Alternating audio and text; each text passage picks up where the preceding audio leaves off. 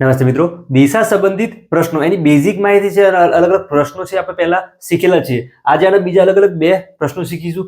જો સૌથી પહેલા પ્રશ્ન આપેલ છે કે રાહુલ એ 8 કિમી પશ્ચિમ તરફ જાય છે. આપણે કરીશું પ્રશ્ન સોલ્વ કરીશું, જેની બેઝિક માહિતી જેની પહેલા આગળ તમે શીખ્યા નહીં બાકી હોય તો એ પણ આમાં જોઈ લેશું. શું થશે, જેને આવડતી તેને પણ કામ લાગશે. તો અહીંયા જો રાહુલ પહેલા 8 કિલોમીટર પશ્ચિમ તરફ જાય છે, પછી જમણી બાજુ ફરે છે એવું કીધું છે. શરૂઆત કરવાની શું કહેવાય, જો આજે પ્લસ બનાવી દીધો છે. આ શેના માટે, તો દિશામાં ભૂલ ના પડે એના માટે પ્લસ બનાવ્યો છે. ઉપરની તરફ ઉત્તર, નીચે દક્ષિણ. હાથ છે એટલે જમણી બાજુ પૂર્વ, અને અહીંયા કયો હશે, પશ્ચિમ. ખ્યાલ આવ્યો છે. સૌથી પહેલા રાહુલ એક શરૂઆત કરે છે. કોઈ પણ એક જગ્યાએ આપણે શરૂઆત માટે સ્ટાર્ટિંગ બિંદુ બનાવી દઈએ છીએ. અહીંયા શરૂઆત કરશે. રાહુલ 8 કિમી પશ્ચિમ તરફ જાય છે. તો અહીંયા ઊભો છે, અહીંયા સેન્ટરમાં છે એવું સમજીએ. પશ્ચિમ તરફ તો પૂર્વની સામે આ પશ્ચિમ છે. કેટલો જશે, 8 કિલોમીટર. 8 કિલોમીટર. પછી જમણી બાજુ વળી, જો અહીંયા આવી રીતે છે, આવી રીતે સમજીએ. કોઈ વ્યક્તિ આવી રીતે ઊભો છે, આવી રીતે શું, જમણી હાથ તમારે જોવામાં અને બોલવામાં હાથ બદલાઈ જાય. આપણે અહીંયા સમજવાનું, કોઈ વ્યક્તિ આવી રીતે ઊભો છે તો એનો જમણો હાથ, જો આ જમણી હાથ થશે એટલે જમણો હાથ થશે, અને આ કયો હાથ થશે, ડાબો હાથ થશે. ખ્યાલ આવ્યો છે. તો જો અહીંયા છે, આ જ લાઈન આવી રીતે આડી બનાવી દઈએ આપણે. તો આજે ઉપરવાળો રાઈટ એટલે કે જમણો હાથ અને નીચે ડાબો હાથ. પછી જમણી બાજુ ફરે છે અને 3 કિમી ચાલે છે. તો અહીંયાથી જમણી બાજુ એટલે કે ઉપર થશે. કેટલો ચાલે છે, 3 કિલોમીટર. ખાસ ધ્યાન શું રાખવાનું, જો અહીંયા 8 કિલોમીટરની લાઈન અને 3 કિલોમીટર લાઈન, તો 8 વાળી છે આના કરતા મોટી જ હોવી જો. એવું ના થાય કે 8 ની અહીંયા છે, 3 ની દૂરી થોડી મોટી દૂરી દઈએ. કેમ, ત્યારે બીજા આપણે બેઝિક શીખ્યા છે, ખ્યાલ છે કે પાયથાગોરસનો પ્રમેય ઉપયોગ કરવાનો હોય તો ચોરસ લંબચોરસની આકૃતિ બનતો એમાં કામ લાગે. તે ફરી જમણી બાજુ ફરે છે અને 12 કિલોમીટર ચાલે છે. અહીંયાથી જમણી બાજુ, તો અહીં રાઈટ સાઈડ, આ લેફ્ટ કહેવાય. 12 કિલોમીટર જાય છે. જો અહીંયા 8 તો છે જ, સીધી લાઈન થશે. તો અહીંયા કેટલું થઈ ગયું, આ ટોટલ 12 થઈ છે. હવે રાહુલ તેના પ્રારંભિક સ્થળેથી કેટલો દૂર હશે, તો જો આ એનું સ્ટાર્ટિંગ પોઈન્ટ છે, અહીંયા છે. હાલ કેટલો દૂર છે, અહીંયાથી આનું ડિસ્ટન્સ શોધવાનું છે, અંતર શોધવાનું છે. આવી રીતે અંતર શોધવાનું છે. અહીંયા થશે કાટકોણ ત્રિકોણનો ઉપયોગ. જો બને છે આવી રીતે, જો અહીંયા લંબચોરસ આકૃતિ બની છે. આ અહીંયા જો 3 હોય, આ પણ 3 જ હોય. કેમ, લંબચોરસમાં સામે સામે સરખા હોય. અહીંયા જો આખી લાઈન છે એ કેટલી હતી, 12 કિલોમીટરની હતી. એમાંથી આ જે લાઈન નીચે બ્લુ દેખાય છે, તો અહીંયા જે આ કેટલી થશે, તો આ 8 થશે. આ જે ભાગ બાકી રહેશે તો કેટલો થશે, જો અહીંયા 12 આખી લાઈન છે, 12 ની છે, એમાંથી અડધી આપણે કટ કરીએ, 8 ની કેટલી થશે, 4. અહીંયા કેટલા થશે, 4. હવે આ લાઈન જે નીચેની આપણે શોધવાની છે, તો જો કાટકોણ ત્રિકોણ દોર્યો હોય આવી રીતે છે. જો અહીંયા નીચે આવી રીતે બને છે, આ બે બાજુ અને આ બાજુ આપણે શોધવાની છે. આને શું કહેવાય, કર્ણ કહેવાય.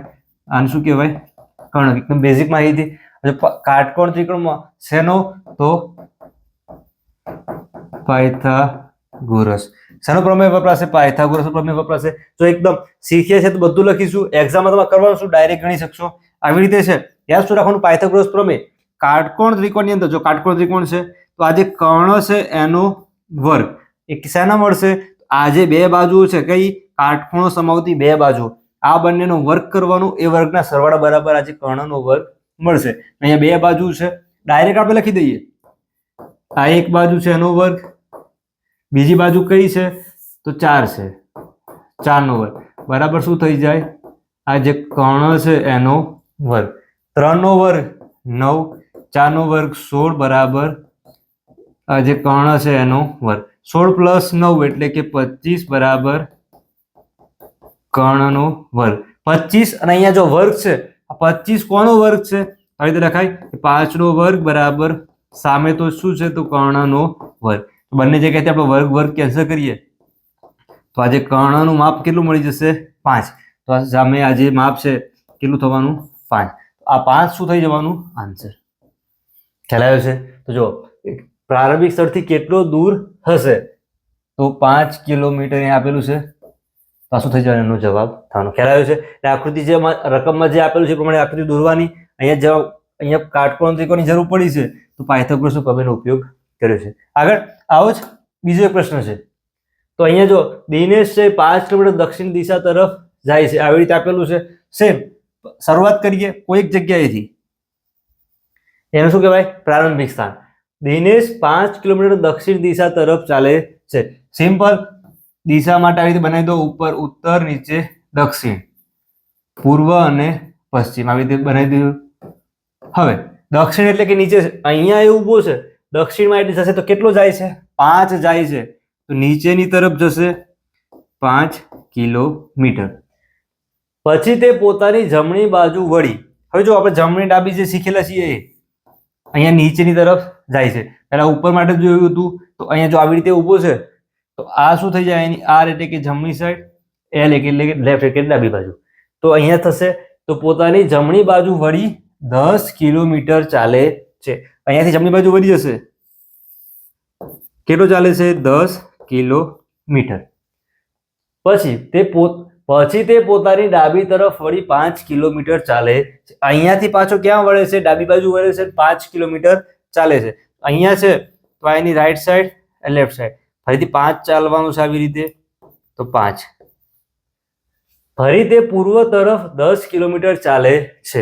અહીંયા છે, અહીંયાથી પાછો પૂર્વ તરફ. વિચારો કે આવી રીતે નીચે જાય છે તો પૂર્વ ક્યાં આવશે? જો આવી રીતે નીચેના એરોમાં છે, પૂર્વ ક્યાં છે? તો એની જમણી બાજુ. અહીંયા છો નીચેથી અહીંયા જોઈએ આપણે ડાયરેક્ટ જમણી દેખાય છે, આવી રીતે એરો છે તો આ કઈ બાજુ કહેવાય? એની ડાબી બાજુ કહેવાય. આપણે યાદ શું રાખવાનું? નીચે જાય છે તો પૂર્વ ક્યાં આવશે?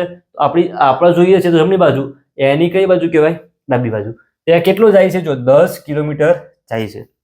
અહીંયાથી જશે આ બાજુ, તો જો અહીંયા 10 હતું એટલા માટે લખ્યું છે, આ પણ કેટલું છે? 10 જ છે. હવે આવી રીતે તો તે પોતાના પ્રારંભિક બિંદુ, અહીંયા સ્ટાર્ટિંગ કરેલું પ્રારંભિક બિંદુ કહેવાશે. તે કેટલો દૂર અને કઈ દિશામાં છે? અહીંયાથી આ ડિસ્ટન્સ શોધવાનું છે. તો જો આવી રીતે આ બંને માપ સરખા છે, 5 છે, આ પણ કેટલું થશે? 5 થશે. જો લંબચોરસ આકૃતિ બની છે, 5 + 5 10 કિલોમીટર. જો બીજો ઓપ્શન શું પૂછ્યું કે પ્રારંભિક બિંદુ કેટલે દૂર? તો 10 છે. અને કઈ દિશામાં? અહીંયાથી નીચેની તરફ જાય છે, કઈ દિશા કહેવાશે? તો દક્ષિણ દિશા કહેવાશે. જો ઓપ્શન આપેલા છે તો 5 5 આ તો કેન્સલ થઈ જશે. 10 છે, પૂર્વ છે એટલે કેન્સલ થશે. 10 છે તો ઓપ્શન નંબર ડી શું કહેવાય? આનો આન્સર થશે. ખ્યાલ આવ્યો છે? તો આ એકદમ સરળથી ગણી શકીએ છીએ. પણ એકદમ બેઝિક રીતે પહેલાથી શીખવું છે કે આજે દિશા કેવી રીતે શોધવી, અથવા ખૂણા છે કેવી રીતે શોધવા, અથવા જેની ડાબી બાજુ જમણી બાજુ કેવી શોધવી, તો બધી બેઝિક માહિતી સાથેના અલગથી વિડીયો મૂકેલા છે, પણ તમે જોઈ શકો છો. તો વધુ પ્રેક્ટિસ કરવી છે ચેપ્ટર વાઇઝ, દરેકના વિડીયો છે એ મૂકેલા છે. તો કરવાનું શું? પ્લેલિસ્ટમાં જવાનું, તમારે જે ચેપ્ટર અથવા જે ટોપિક શીખવું છે તો એનો વિડીયો તમને પ્લેલિસ્ટમાંથી મળી જશે. વિડીયો પસંદ આવે તો સાથે શેર કરજો. ફરીથી મળીશું નવા વિડીયો સાથે. ધન્યવાદ.